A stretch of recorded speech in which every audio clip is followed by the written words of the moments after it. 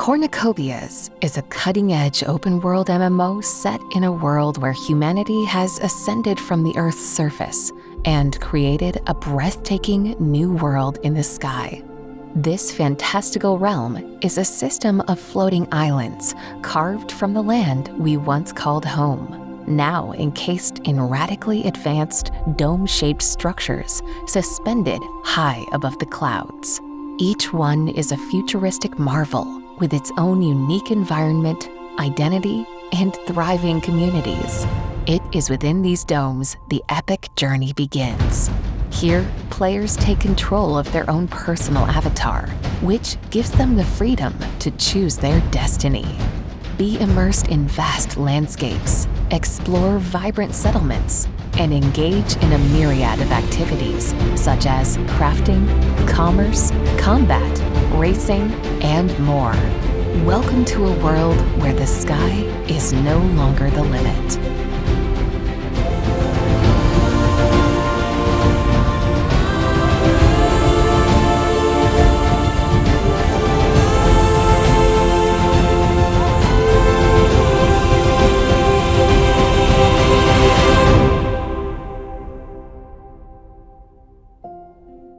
Hey everybody, welcome to Copi Cafe. This is episode number 118, and you've got Rob Gregg here, Josh Jones, to give you some updates on what we're building and what's going on in the land of Cornucopias and what the team's working on, all sorts of good stuff.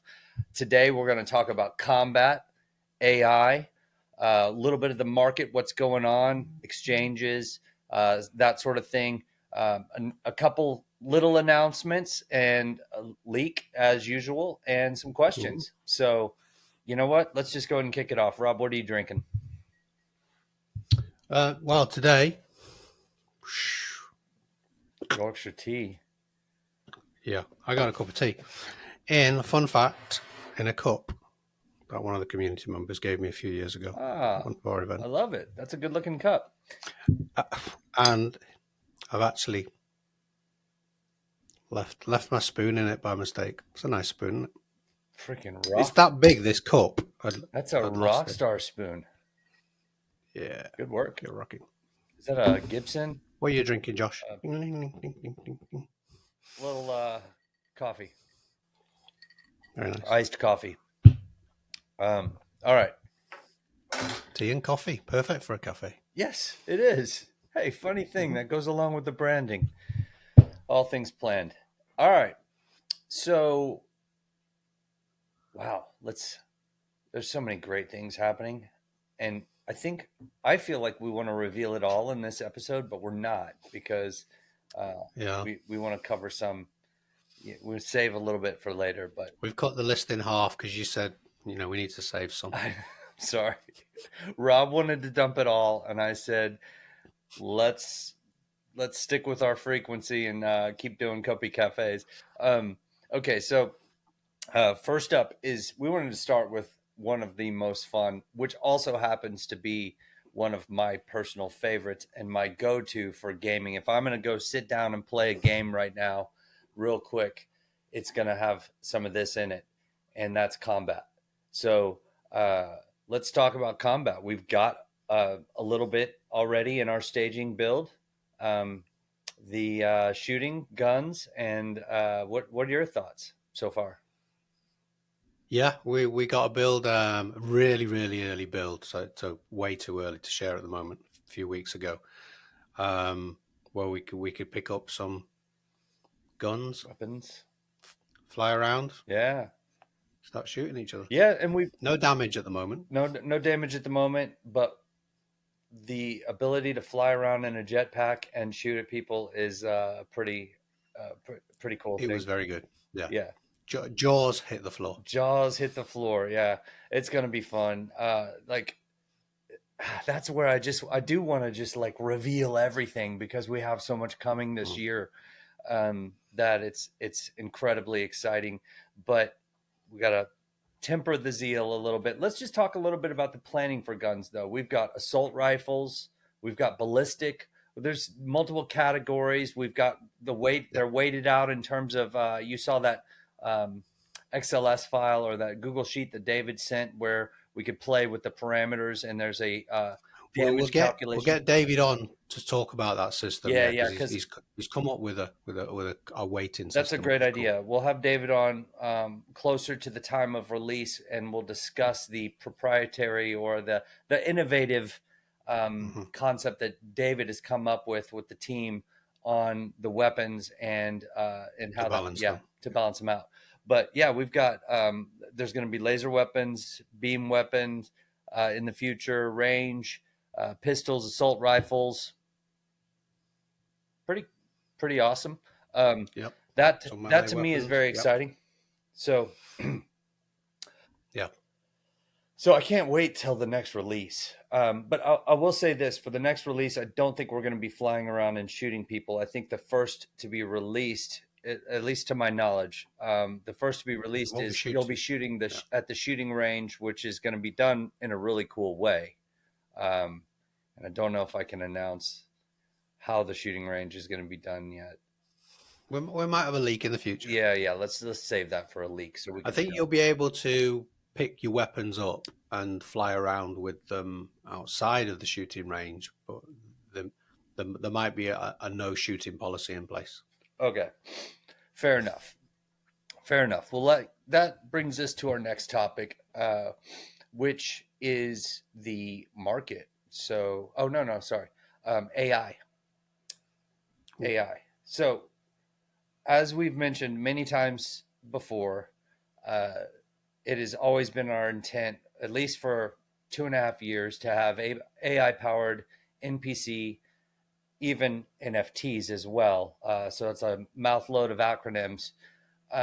But now all of a sudden it's become incredibly hot in the crypto space, which is great. There's many projects working on these AI agents, and those can integrate with Unreal Engine and help to add a lot of value in game. But we've got some very innovative conversations that you and I have been having about how we're going to utilize this tech, and we're planning that out in a variety of ways.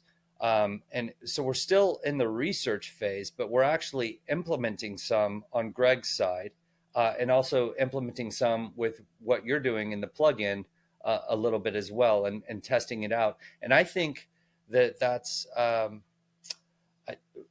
basically what I can say that I'm excited about for it right now is that with what we've learned just in the past week, it looks like we're going to be able to implement this pretty well. Would you agree?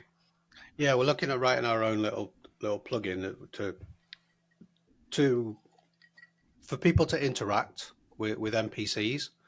But then you also have to think about, well, what if people don't want to interact with them? So we have to think about a fallback method as well.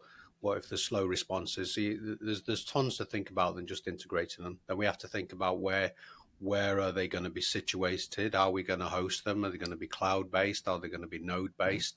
So we are researching in so many different areas. We have working versions.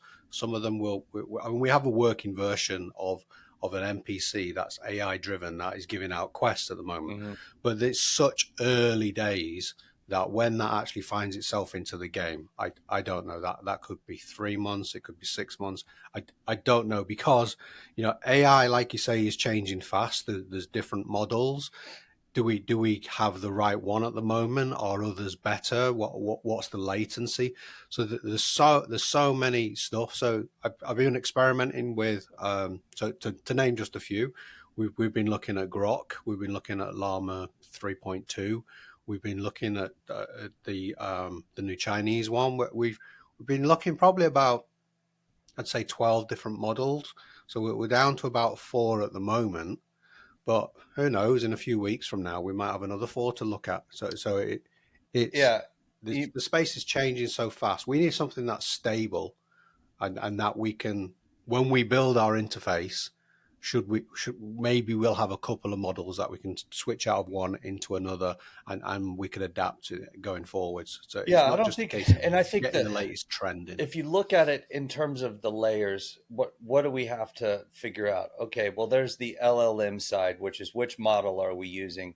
That can fairly easily be switched. The challenge with switching, though, is that the training for each AI model, you've got to train it down to what are they talking about reducing that down, which Greg's found some cool tech, Colang from NVIDIA, that we might use, but we're looking at all the options, right? So that's not an announcement there, but the for training up the AI and getting it down to having a reduced conversation and what is going to be possible with this particular NPC, and what's this NPC's role, what's their personality, what quest do they give, whatever.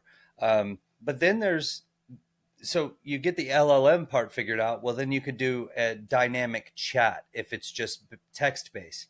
But obviously, we want to add another layer where there's a voice to text to voice, meaning you can push to talk, and then the NPC that's translated to text, which translates to the other NPC, which translates back in a voice. So there's voice to text to voice.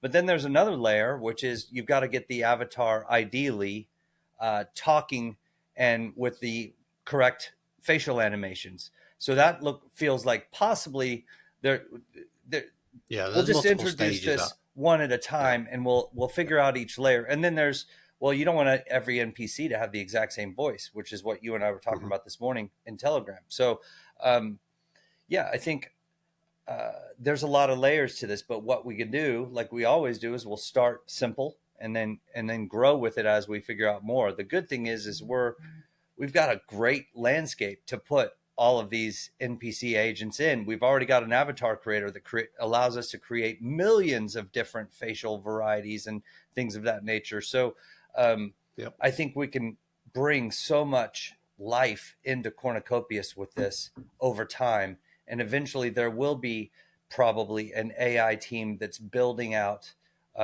all sorts of different avatars that are trained, NPCs that are trained in a variety of different ways. So exciting. It's such an interesting area because the way we can use it in game is obviously brand new. So we can definitely be pioneers in this area. And the services and the lessons that we're learning, we can then obviously maybe offer a service in the future to other games, or even, it gives us tons and tons of opportunities.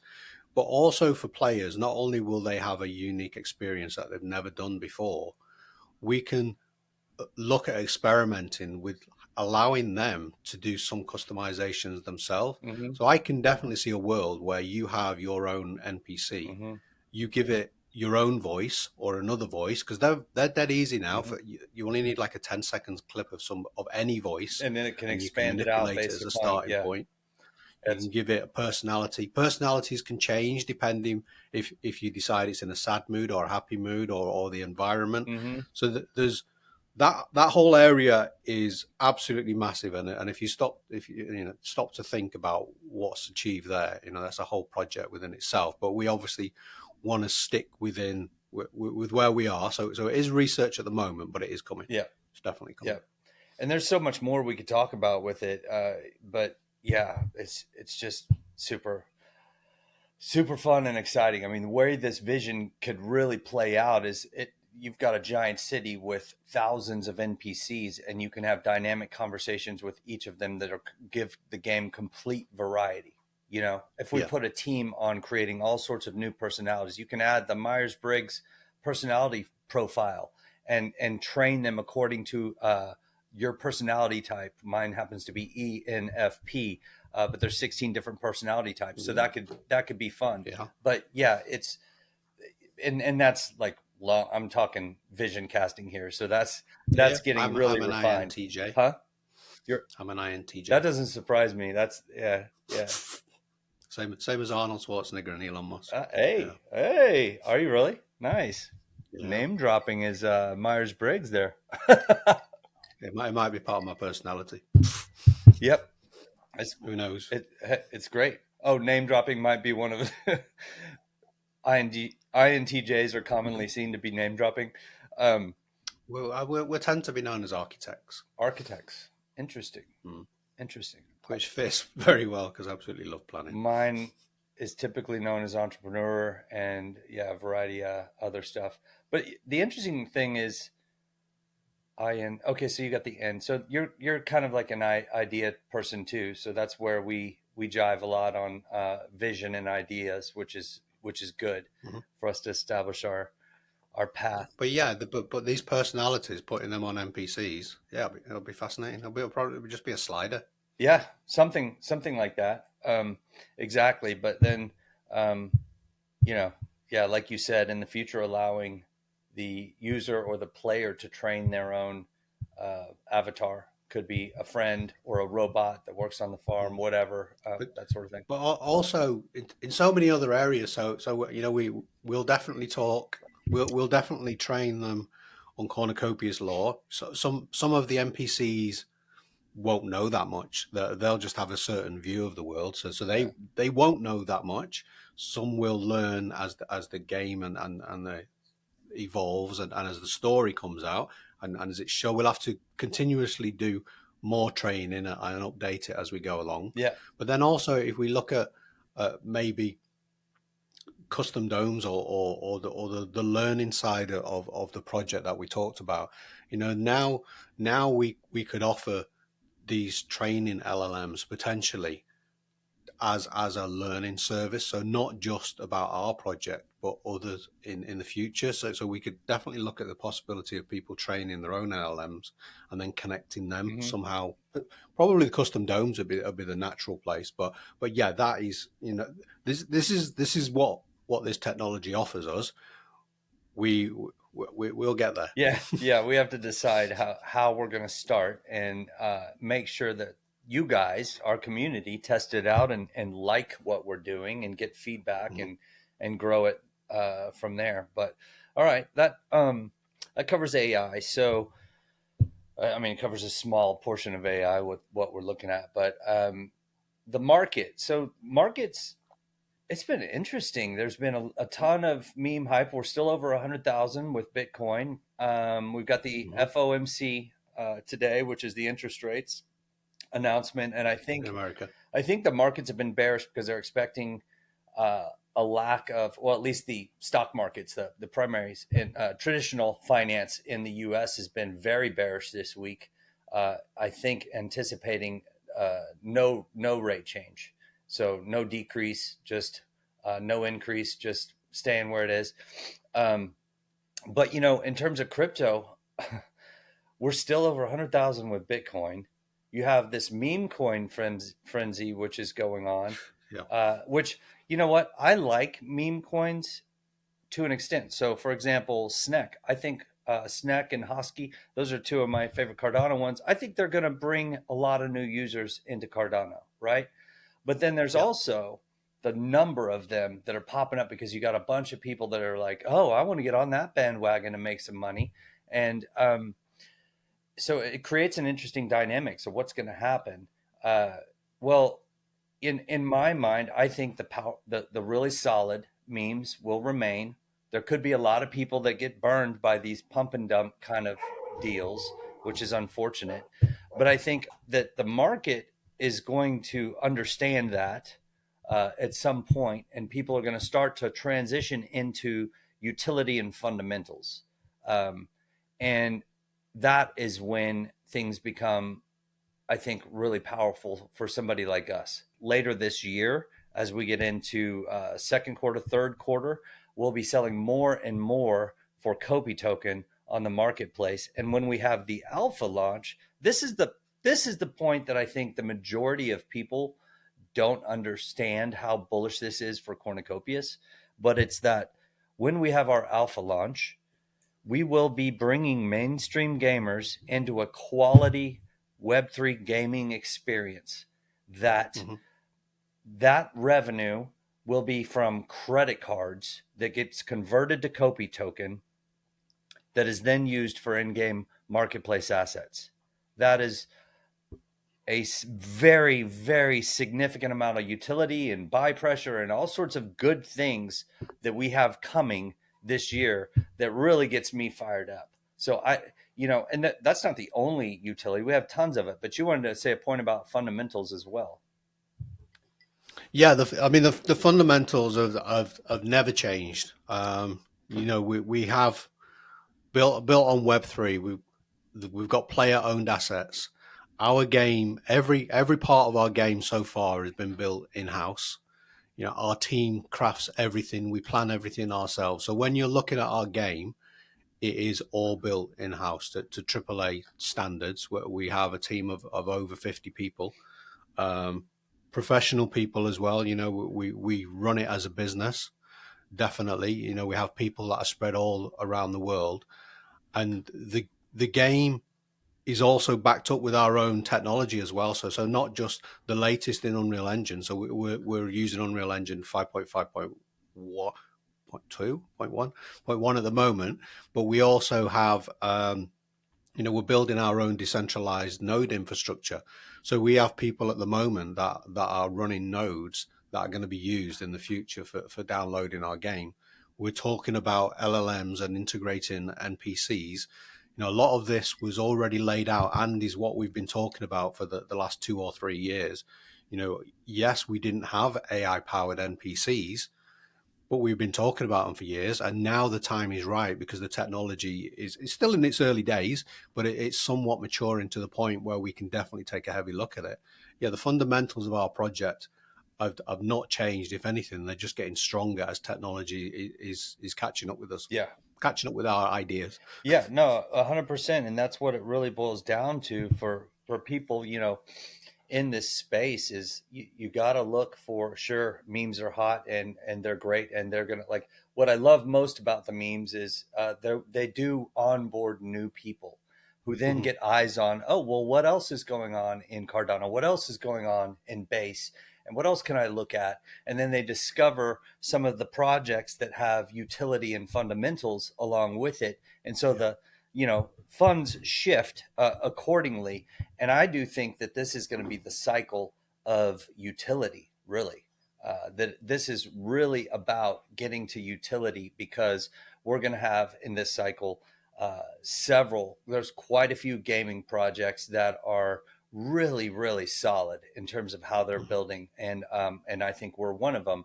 And that's going to create utility in thousands, tens of thousands, hopefully millions at some point of new people coming into crypto, whether they know they're coming into crypto or not. When they put their credit card down and buy Copi token to use in the marketplace, that's a different story. We will train them and onboard them as the time comes. But like that kind of utility is enormous. And then in addition to that, you've got DePIN, so decentralized physical infrastructure. We're DePIN, also one of those. That's utility in and of itself. And so that's huge. Powerful, right? So with our nodes, and we have commercial node grade tech, and there's other projects out there with freaking ridiculous market caps that are like, so. Yeah, they're good at marketing. Yeah. Good at marketing their caps. Yeah. Yeah, good. But the reality is people are going to find the utility. They're going to find the fundamentals, and that's where you want to be. And I think what we're seeing now is, especially with the era of Trump coming into office, is we're going to see clarity in regulation. Where it was very clear that the last American government and potentially whoever else was being led by them, were controlling the space, and they were holding the space back. Operation Choke Point now it looks like, now it looks like that's being it was a named thrown operation yeah, against crypto.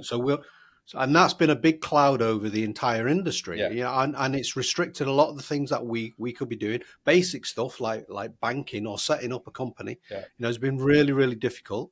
So those barriers come down. Obviously, that means that other companies can start up. It looks like America is going to try and be the hub of that, and hopefully that will kick over into the UK.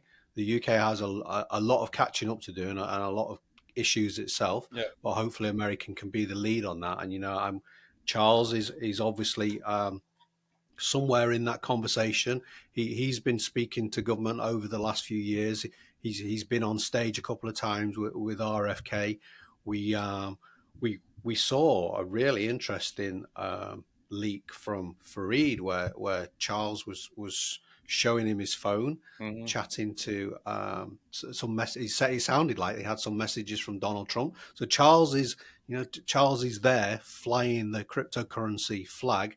So yeah, at the end of this year, if we have alpha and regulation is in place. The fundamentals are absolutely there for this Web3 technology to now thrive. You know, all those shoots that Yeah. have kind of been held are now starting to get water in, and you know the sunshine's lifted, Yeah. and all those other. Yeah. Um, I you know, completely agree. I think I'm more excited than usual. I think we just keep mhm, building, and another thing that we're focused on right now is the marketing. So we're building up our marketing so that we can really go to scale and get loud. So we're building up a video production team that's going to crank out more video, which is one of our most powerful assets to really get new, unique videos out there. We're positioning ourselves with multiple different influencers. We've got several large partnerships we're working on. And I'm talking, one Fortune 500 company that we're talking to, and I can't announce the name, and I don't know that that's going to materialize either. So, but mhm, that's the kind of direction we're I'm starting to focus more of my time. Matt's focusing more of his time on some of these large partnerships that are really going to bring significant value. Esports, we're in a position now where we can start going towards esports, etc. So it's a lot of fun, but that kind of brings me to another important part of our discussion which is the centralized exchanges. So we've talked about mhm. this a little bit before, but we now have a total of 6 centralized exchanges. We don't have we have one top 10, I would say, which is Yeah, great. Huh? the Copi token is currently listed on. That Copi is Yep. currently listed on, correct? And the idea with some of those was a regional play, so it's a dominant regional exchange in a certain area, and I think that's a smart way, ideally, to build what the primary exchanges are looking for when you get on a Kraken, when you get on a Coinbase, when you get on a Binance, is volume, and volume comes when the market heats up.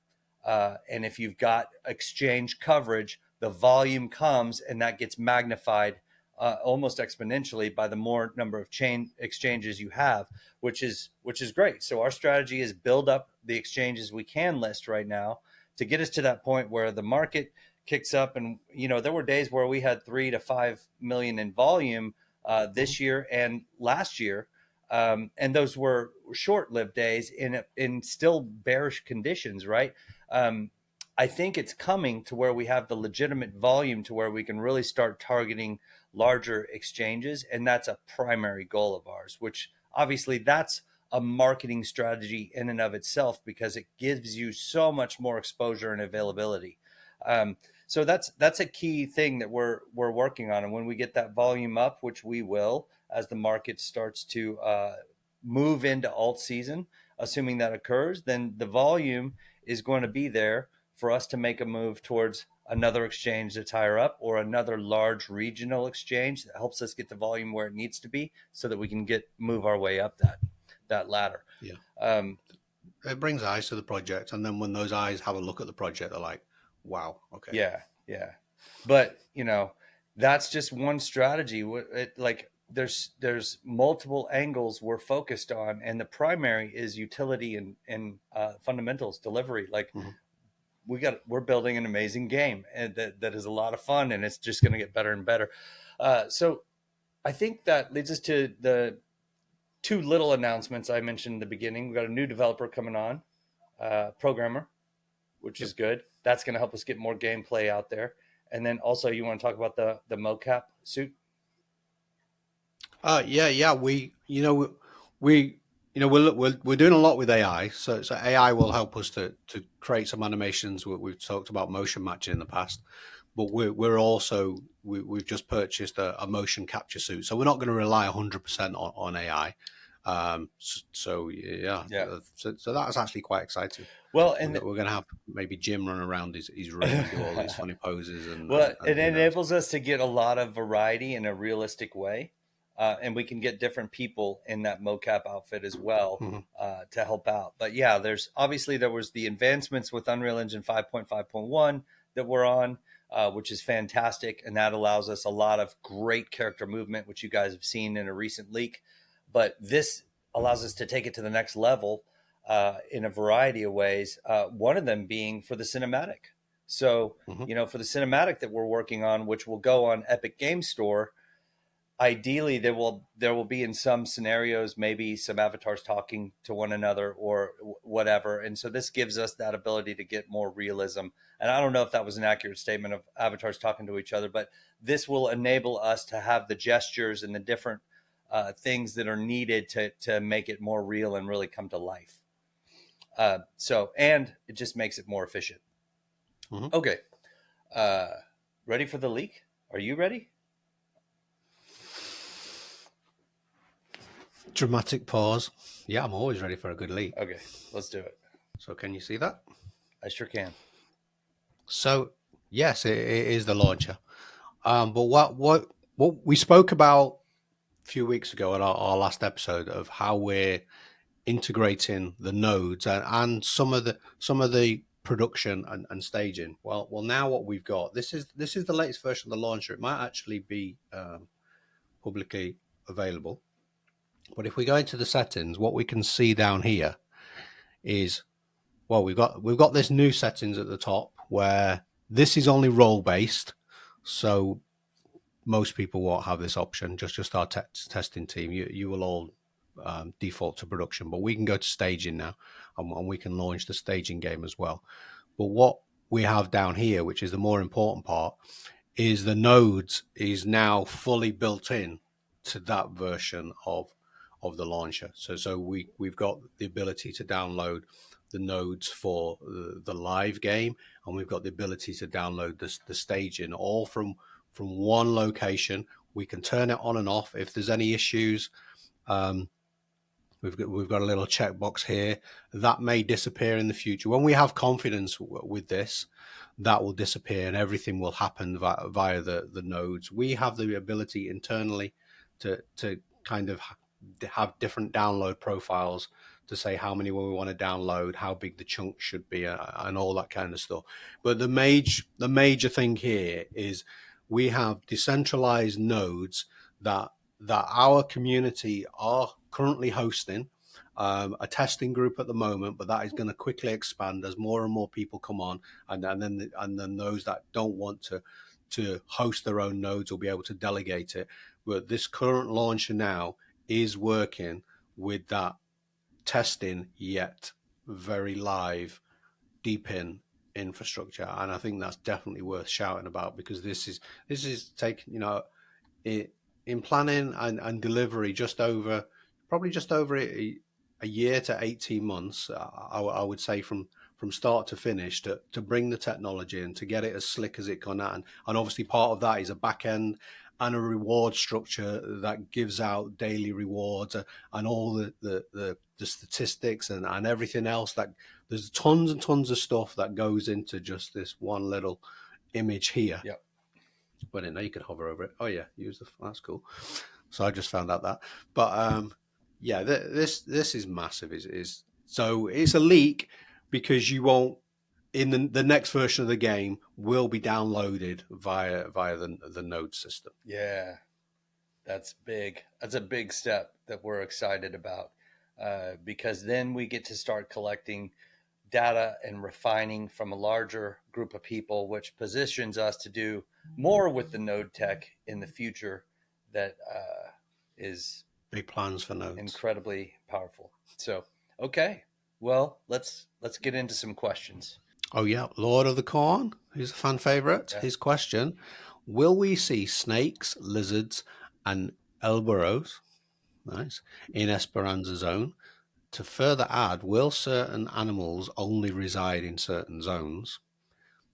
Rattlesnakes and vultures in Esperanza, for example, bears, deers in Solace only. Well, yeah, that's a good question. Great question. The answer to that question is there will be certain animals that are unique to a particular zone, for sure.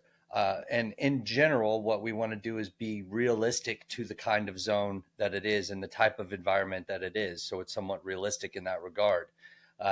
So currently, we have planned for Esperanza, well, actually not planned. We're in the works, and we have the actual assets. They're just being worked on programmatically and animation wise. But we've got the white deer, white-tailed deer, bear, mountain lion for Esperanza, and then for Solace, Ooh, we've got the white-tailed deer, brown bear, coyote, and a fox, which I know you're keen on, which is we awesome. like a good fox. Yeah. And so, yeah, in regards to the specific, will we see snakes, lizards, and El Burro? You know what? That's very possible. Currently, we're working on some of the bigger ones, and I don't know the answer to that specific question, but we do ideally want to make each zone as realistic to what type of environment that it is and what's typically in that type of environment, which is going to be fun. And eventually we might have environments that are not similar to ones on Earth that are significantly different. That gives us more creative flexibility as well to what could be on those lands. So you never know what's going to be coming there, but it's Yeah, going to be fun. there'll be hundreds of creatures and thousands, obviously roaming around of different types.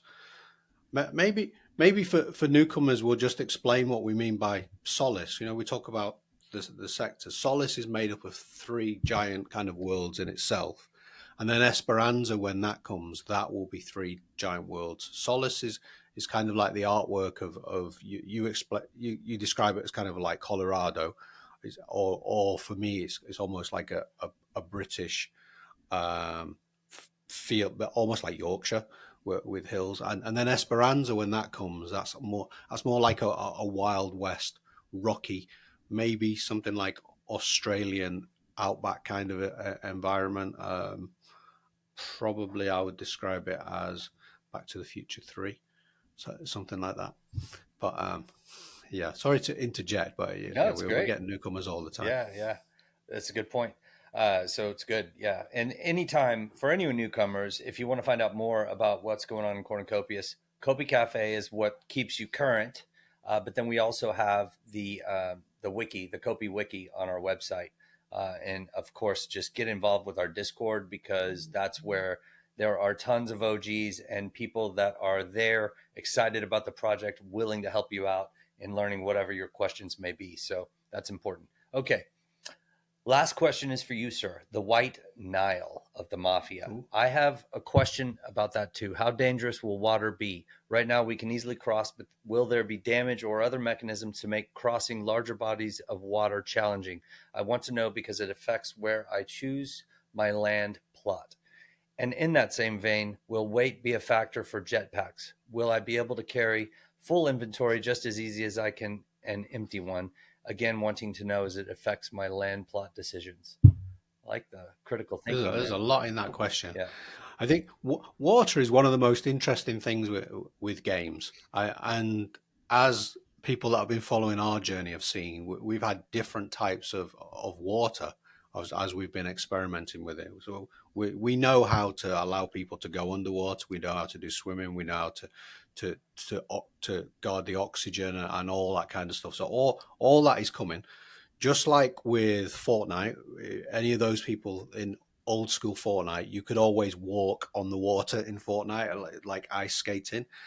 Here's a leak.